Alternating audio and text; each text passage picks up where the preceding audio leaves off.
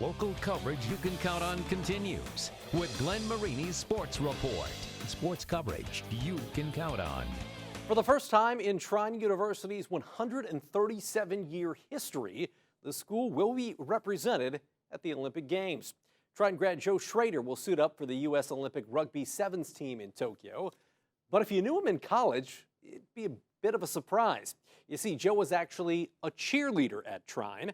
So how does somebody go from being a college cheerleader to making the Olympics in rugby? We caught up with the Indiana native before he heads over to Japan.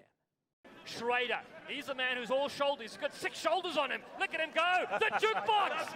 Oh, my goodness. People look at other people's careers and they're just like, man, they must have just, how did they get there? They must have just done everything perfectly. And you don't got to do everything perfectly. You just got to, when you're going for it, when you're trying for it, you got to give it your all. And then from there, just amazing things can happen. Born into a rugby-loving family in Westfield, Indiana, Joe Schroeder was a standout player during his time at Cathedral High School.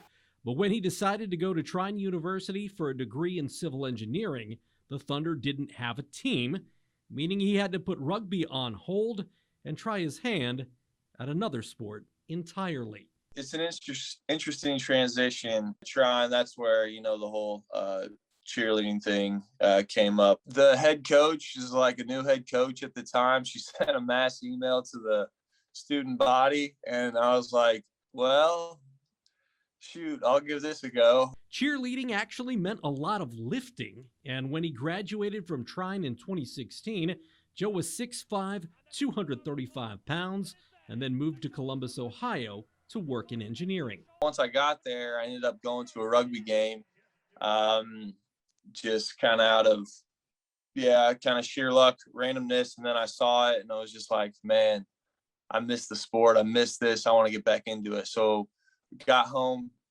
from that game, messaged like the local club on Facebook or something. And then they kind of told me their practices and joined the local men's club.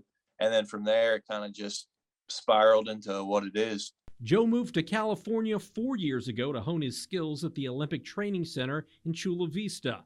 Considering rugby just returned to the Olympics in 2016, his timing getting back into the game couldn't have been much better. He's there! For me, it means a lot, and I want to show all the people that, I don't get to see as much anymore, especially back home, that, this is what I came out here to do. This is what I'm chasing. This is what I'm achieving.